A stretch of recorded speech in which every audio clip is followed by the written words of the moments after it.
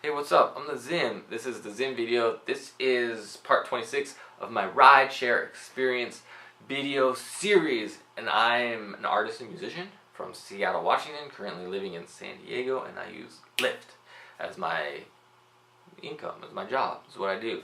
So, because I do lots of stuff, but I need to make money, so I use Lyft. So what I like to do, I always start with how much I made, then I go into my star rating, and then I go into other things that have come up. There's only a couple things. This might be a shorter video this week because there's nothing I really need to talk about or want to talk about. So if there's anything you want me to talk about, be sure to let me know. Let's get into how much I made.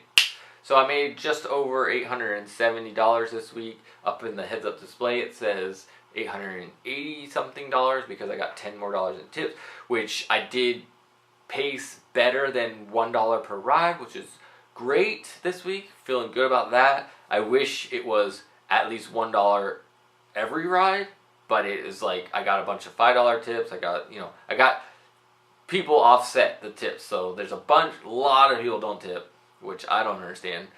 But then a lot of people, or a good number of people, tipped more than $1, so that's why I was able to get more than $1 per ride in tips. Great. Imagine if those people still tip what they did, but everyone else tipped $1.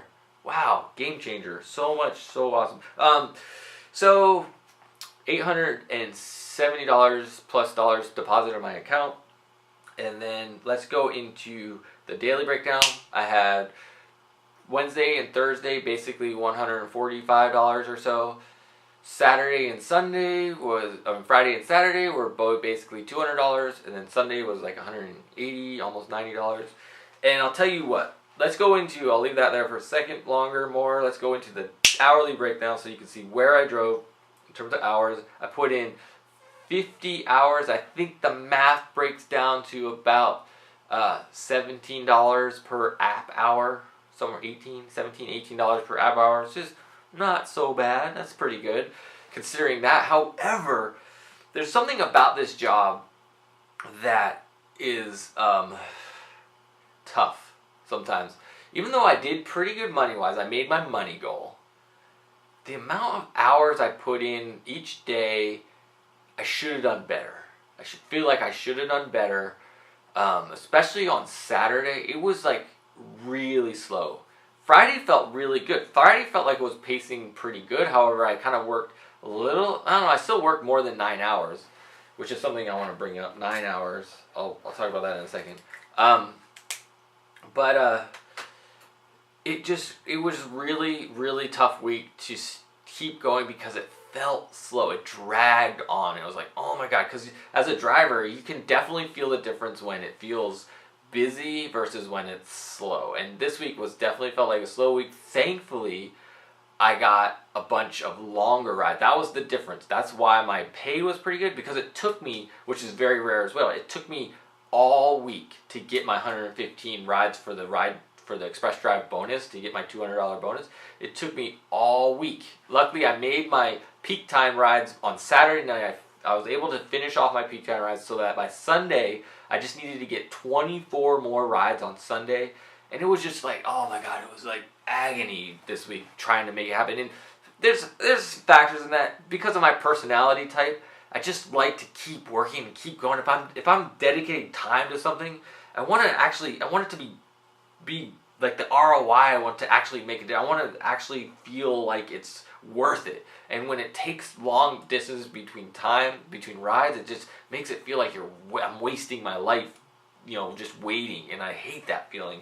So like, unfortunately, that's what this week felt like. Even though I made a pretty good bump above my goal, which is making at least $800 a week, and I made my bonus, but it just, it's rare to work this much and only make 115 rides. And luckily I had a bunch of long rides, like I think I was saying, and just that kind of thing. So that's what was going on in terms of the week. I wrote down a 9 here. Why did I just write down a 9?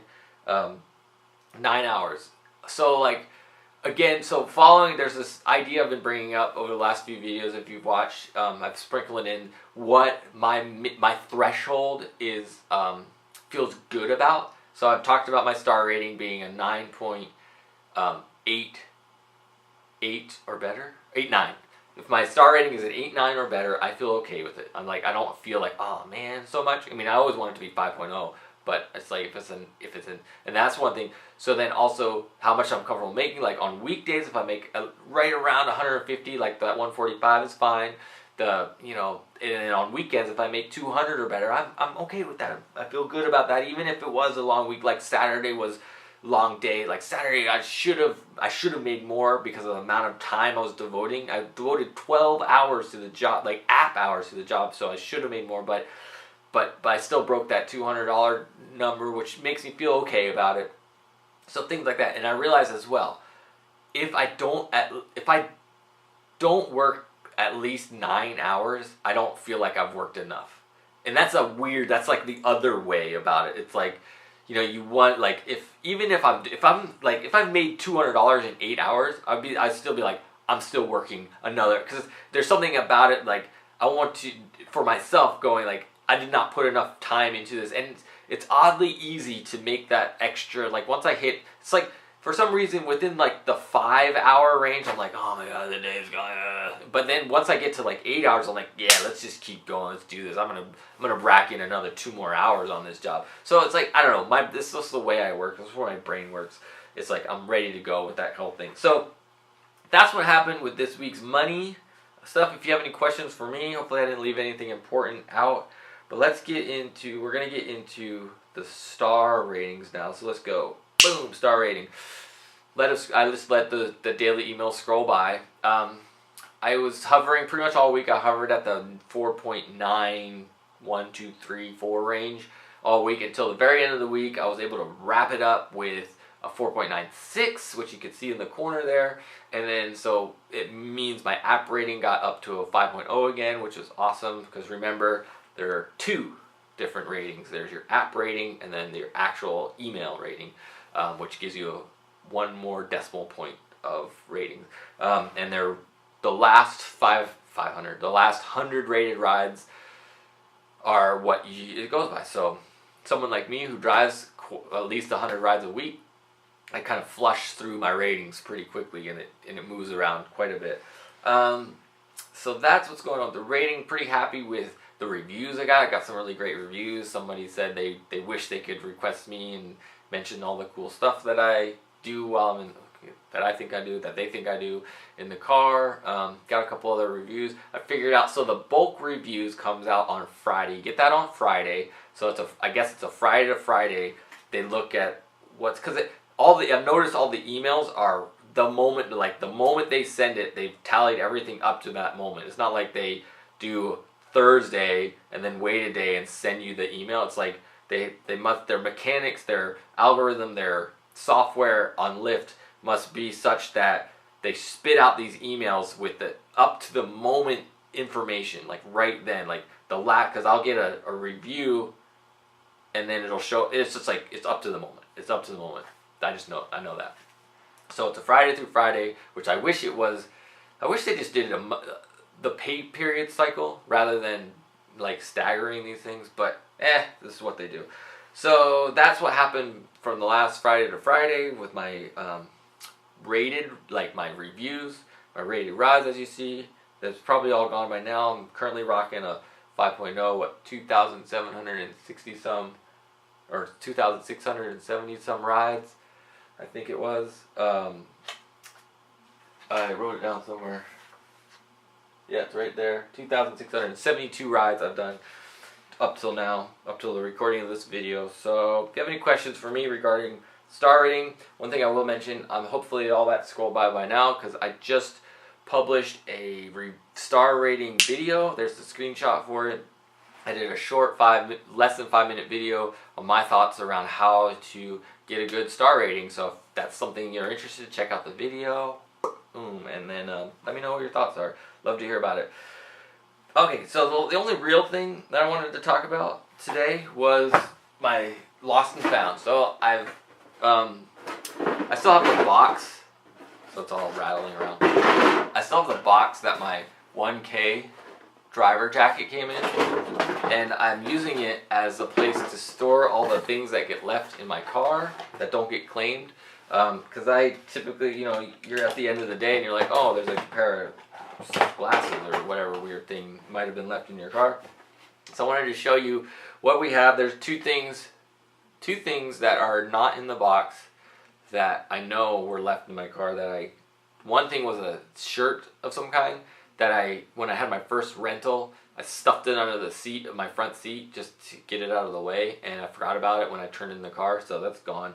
And then somebody left a key in the car, and I threw it out, so that's gone. So those are the two things that I know I had left in the car that are not in this box. So the first thing I found was some oil. I don't know, some Asian oil. I don't know what it's called. It's like SIANG, pure oil.